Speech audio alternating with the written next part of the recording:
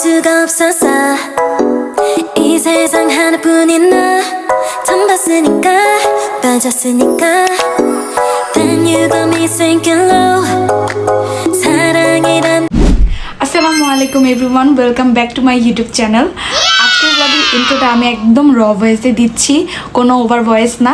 তো জানি না কেমন হবে, যদি কোনো সমস্যা হয় তাহলে তোমরা সেগুলো কন্টেস্টিতে দেখবে। সো আজকের ব্লগটা কি নিয়ে সেটা তো তোমরা অলরেডি টাইটেল বা ইন্ট্রো বা থাম্বনেল যেটাই দেখে অলরেডি বুঝেই গেছো যে আজকের ব্লগটা হতে যাচ্ছে শপিং ব্লগ।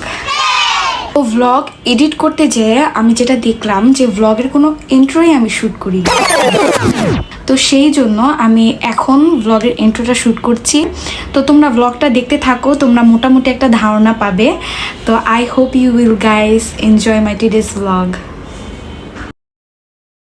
তো সেই দিন মূলত আমার শপিংয়ে যাওয়া হয় একটা প্যান্ট আর কিছু কুর্তি কেনার জন্য, সাথে কিছু লিপস্টিকও কেনার প্ল্যান ছিল আমার, আর আইশ্যাডো প্যালেট। তো আমি ভাবলাম যে কেননা তোমাদের সাথে সেই শপিং টুকটাক যাই কেনাকাটা করা হবে তা তোমাদের সাথে শেয়ার করা যাক।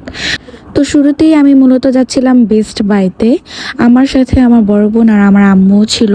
তো আম্মু একটু বেস্ট বাইতে যাবে বলছিল, সেজন্য আমরা হেঁটেই যাচ্ছিলাম, কারণ আমাদের বাসা থেকে বেস্ট বাই খুবই কাছে, হেঁটে যেতে 5 মিনিটও দরকার হয় না।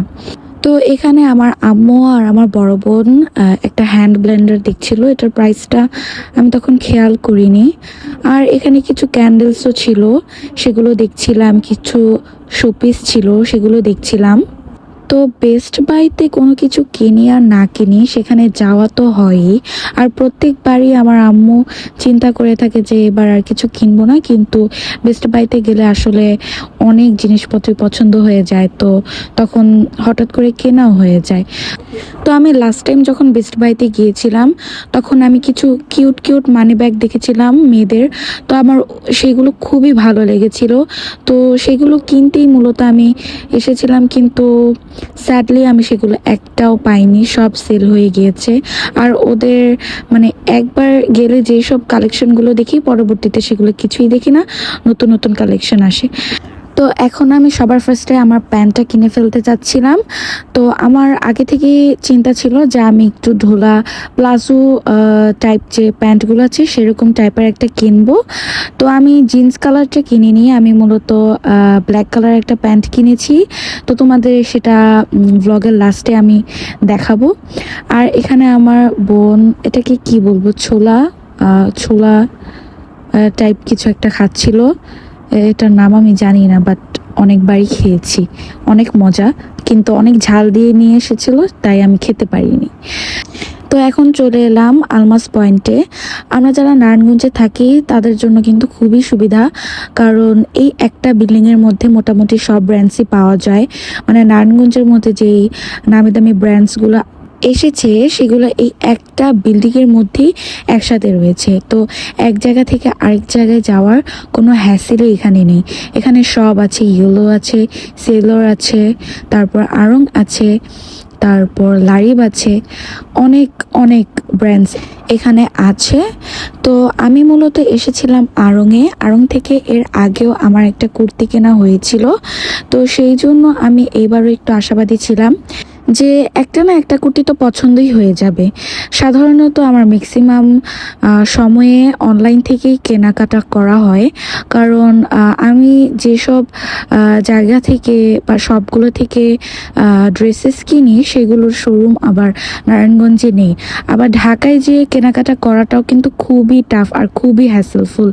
তো একটা কুর্তি কেনার জন্য ঢাকায় যাব, সেই জন্য আমি ভাবলাম যে যাক এখানে আড়ং থেকে একটা পছন্দ করে কিনে নিয়ে যাই। আর আড়ংয়ের ভিতরে তো এমনিতেই ক্যামেরা অ্যালাউ করে না, তাও আমি একটু লুকিয়ে চেষ্টা করেছি কিছু ক্লিপস নেওয়ার, তাও তেমন ভাবে নিতে পারিনি। আর আমার আম্মু এখানে আড়ংয়ে ঢুকেই প্রথমে চলে গেল হোম ডেকোরের সেকশনে। অ্যাজ অলওয়েজ আমার আম্মু আড়ংয়ে আসি শুধুমাত্র এই হোম ডেকোরের সেকশনে যাওয়ার জন্য বা কিছু কেনাকাটার জন্য। এরপর আমি চলে যাই কুর্তির সেকশনে, কিন্তু সেখানে তেমন কোনো ক্লিপস আমি নিতেই পারিনি, কারণ আমার আশেপাশে অনেক স্টাফ ছিল আর তারা আমাকে ক্লিপস নিতে দেয়নি, অ্যাজ সেখানে ক্যামেরা অ্যালাউ না। তো এখানে আমি দুটো কুর্তি নিয়েছিলাম শুধু ট্রায়াল দেওয়ার জন্য। এমনিতে দেখে মোটামুটি লেগেছে, কিন্তু পরার পর আমার আম্মুর ভালো লাগেনি, আমার বোনেরও ভালো লাগেনি দেখতে, যে কারণে আর পরে আমার এই দুটো কেনা হয়নি। আর আমার নিজের কাছেও ভালো লাগছিল না। রং থেকে বের হয়ে আমি আরো অনেক শপে গিয়েছিলাম যেগুলোর ক্লিপস আমার নেওয়া হয়নি। আর কোনো দোকানে যেয়ে আমরা একটা কুর্তি আমি পছন্দ করতে পারিনি। মানে সেই দিন যে কি আনলাকি একটা দিন ছিল না কি আমি জানি না। সেই দিন মনে হয় পুরো নারায়ণগঞ্জ ঘোরা হয়েছিল একটা কুর্তির জন্য, তাও কেনা হয়নি। কারণ আমার একটা কালেকশনও ভালো লাগছিল না, একটা কুর্তিও আমার মোটামুটিও লাগেনি। যাও আমার আড়ংয়ে দুটো কুর্তি মোটামুটি লেগেছিল, পরার পর তো আর ভালোই লাগেনি, আর অন্য জায়গায় তো মোটামুটিও লাগেনি। তো সেই কারণে আমি কি বলবো, মানে এত আপসেট ছিলাম যে আমি আর কোনো ভিডিও ক্লিপস মানে নেওয়ার কথা আমার মাথায় ছিল না। মূলত আমি যেভাবে ভেবেছিলাম যে ব্লগটা হবে সেরকম কিছুই হয়নি। শপিংয়ে যাওয়ার পর আমি অনেক ঘোরাঘুরি করেছি, কিন্তু সেখানে আমার কোনো কুর্তি পছন্দ হয়নি। তোমরা ব্লগে অলরেডি দেখেছো।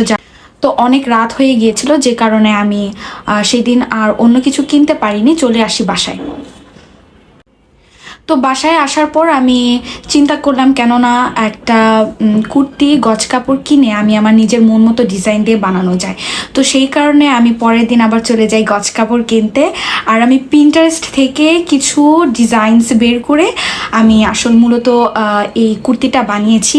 তো কিভাবে কি করলাম, কি কাপড় দিয়ে বানালাম আর ডিজাইনটা কেমন ছিল সেটা তোমরা সামনের ক্লিপসে দেখতে পারবে। আই হোপ তোমাদের ভালো লাগবে, আর তোমরা আইডিয়াসও পেতে পারো। তো পরের দিন আমরা যাচ্ছিলাম কালীবাজারে। নারায়ণগঞ্জে কালীবাজারে সুন্দর সুন্দর গজ কাপড় পাওয়া যায়, তো সেখানেই যাচ্ছিলাম। কারণ আমি চাচ্ছিলাম যে আমি কুর্তিটা কাস্টমাইজ করে বানাবো। পিন্টারেস্ট থেকে আমি কিছু ডিজাইনস দেখেছি যেগুলো আমার খুবই ভালো লেগেছিল। তো সেই ডিজাইনসগুলো অনুযায়ী আমি ভাবলাম যে কিছু গজ কাপড় কিনে তারপর বানানো যাক, এবার হয়তো বা মন মতো হতে পারে। তো শুরুতেই দোকানে যেই কাপড়টা আমার চোখে পড়ে সেটা হচ্ছে এই কাপড়টা।